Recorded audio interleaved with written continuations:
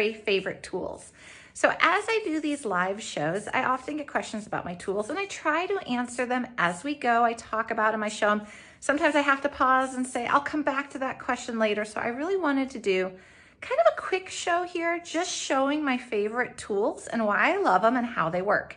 So I've got chain nose pliers, cutters, I have my wire looping pliers, my memory wire cutters, and my standard crimping tool. I have a couple other little tools in there too.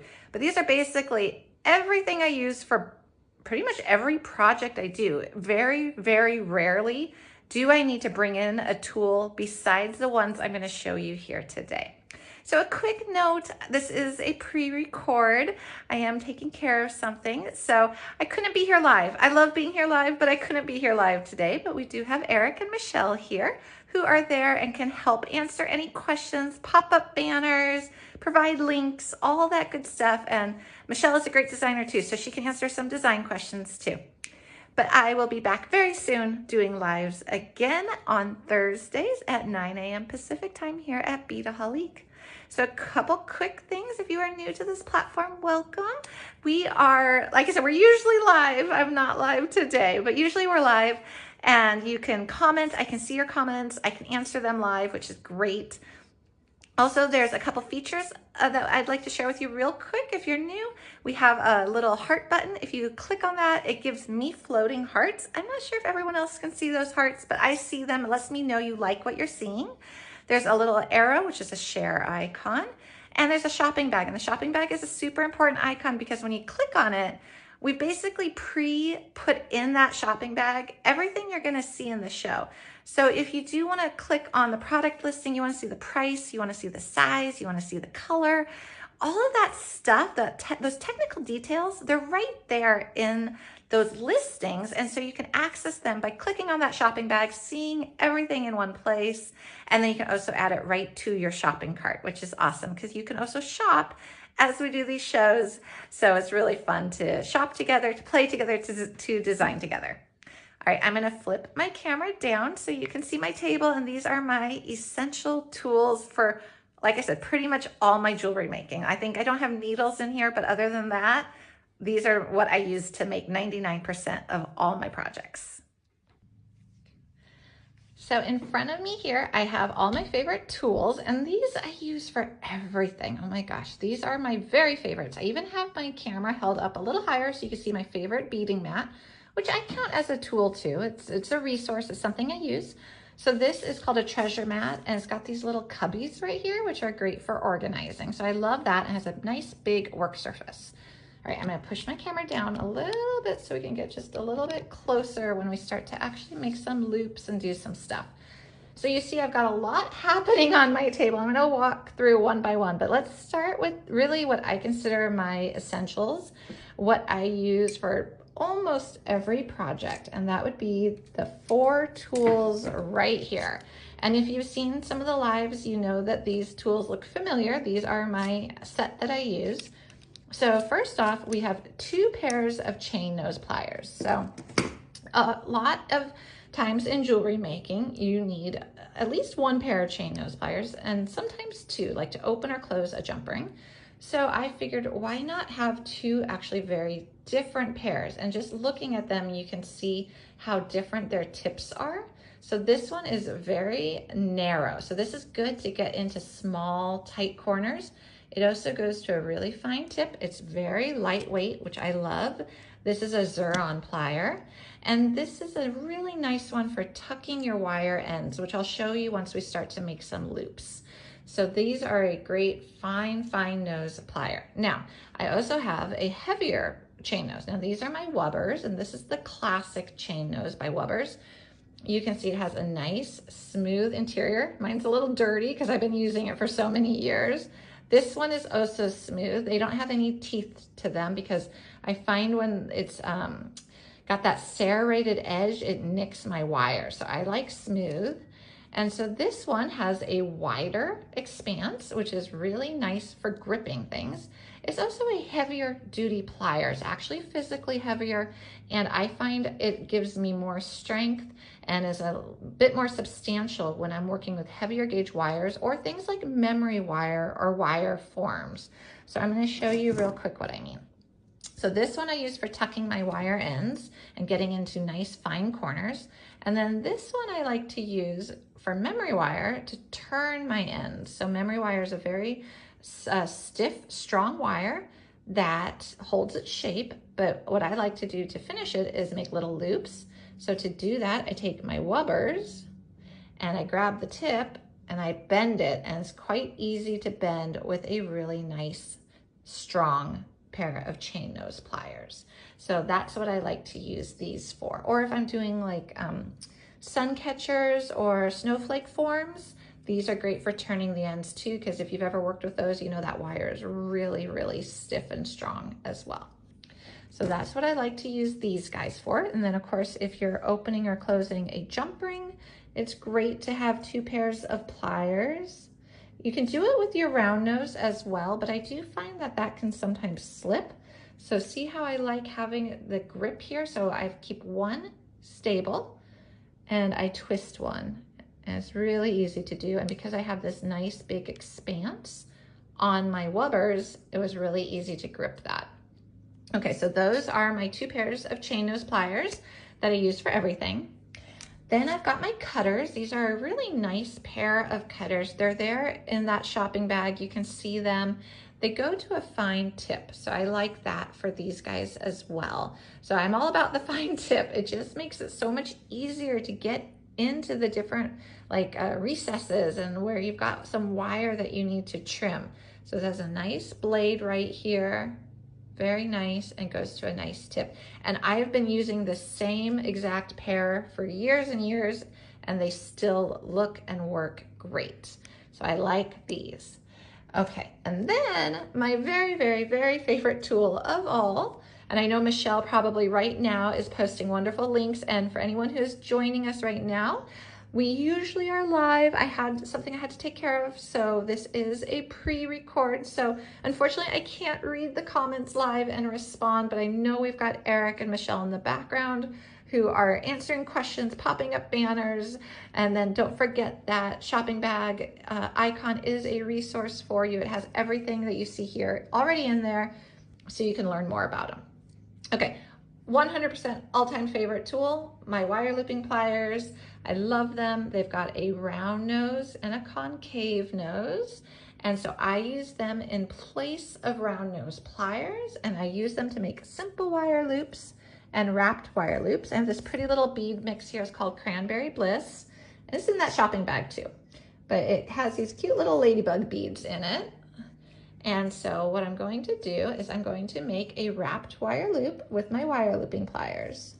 And so I'm grabbing it where there's just a little bit of a gap, bend, push over, rotate up top, and then when you pull it out, you could either trim it right there and make a simple wire loop, or we're going to go ahead and grab it with our nice, fine chain nose pliers, and we're just going to do a couple little wraps. You can do a bunch, you can do just a couple, and you see I've just got that little wrap happening.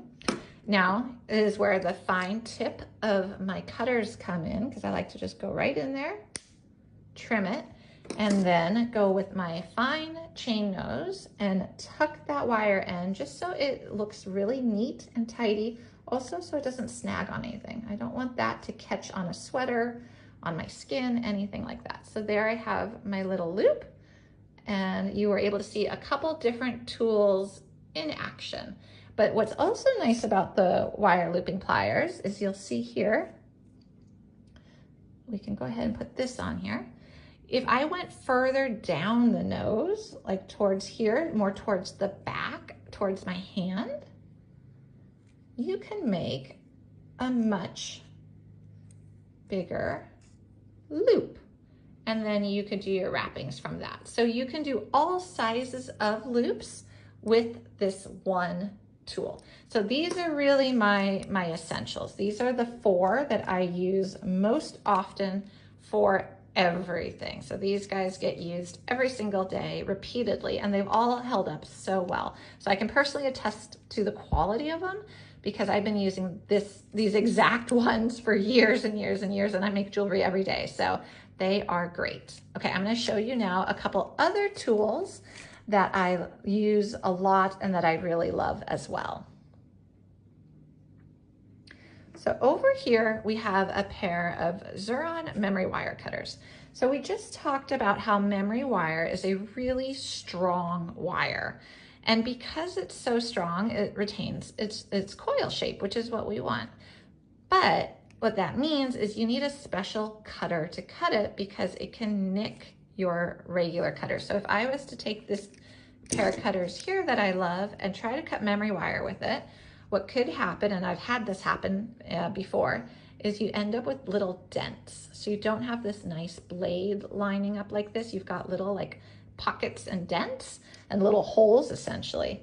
So a memory wire cutter is great if you're going to be doing memory wire projects because you usually buy memory wire as a 12 loop coil.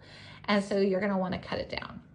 Okay, so then you just put the memory wire in there and cut, and it makes a really nice, easy, clean cut, and I didn't have to use a lot of energy to cut it as well. So those are another tool that I love.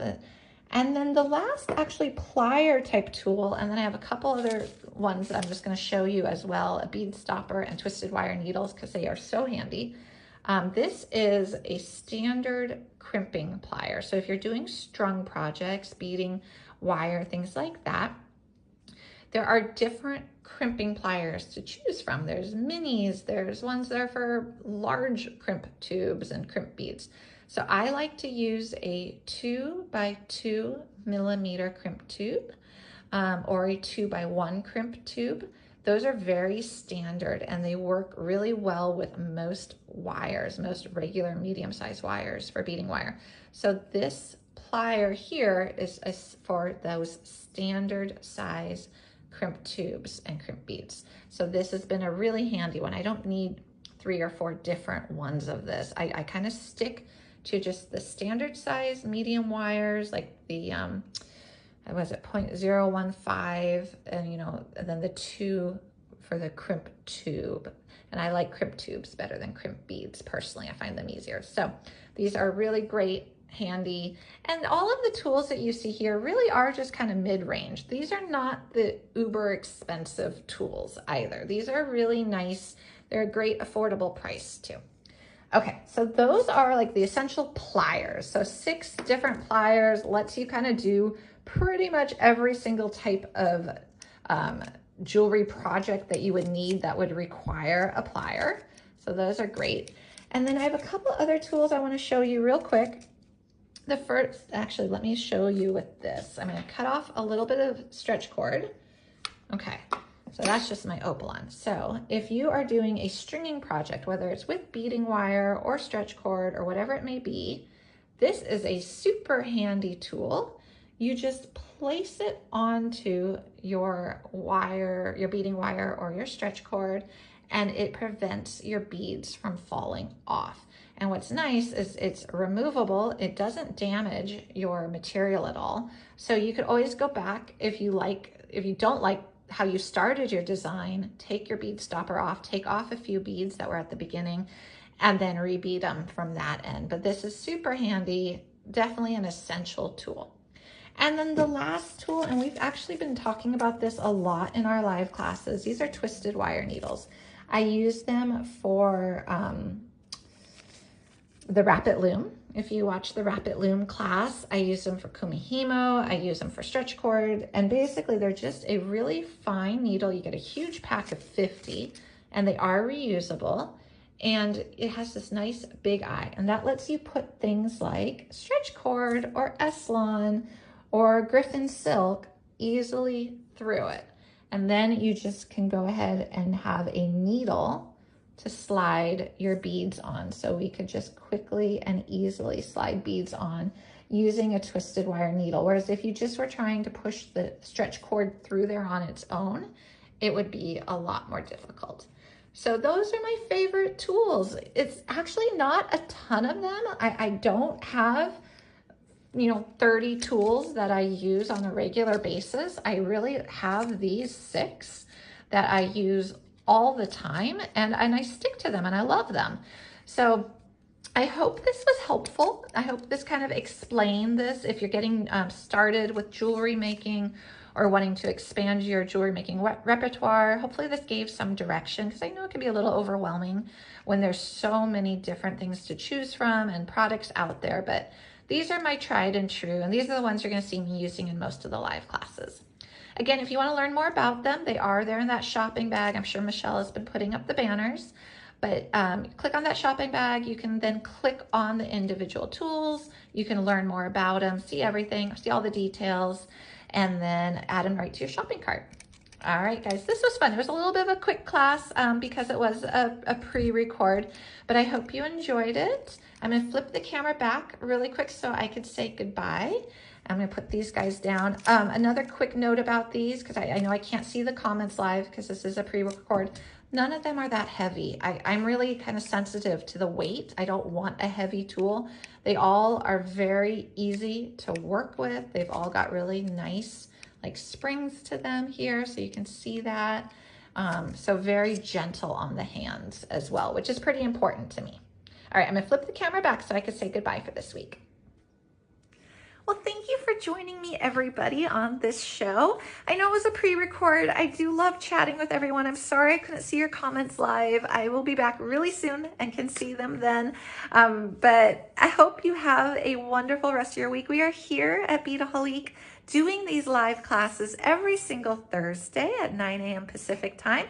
And we're learning about memory wire, rapid loom, kumihimo, stretch bracelets, bead weaving. I know we just got made a plan to do a show on 2-hole beads. So you never quite know what you're gonna get. I always have fun planning them out and reading the suggestions about what you wanna see as well. That helps me so much. All right, if you have anything in your shopping cart, you're gonna get yourself a new tool. Please make sure you do check out your shopping cart, and then let me know what you think. Let me know what you think of the favorites. I know we have lots of fans for the wire looping pliers, and that's great. But if you love one of these other tools, let me know. I'd love to hear. All right, guys, have a great rest of your week. Have a great weekend, and I will see you soon.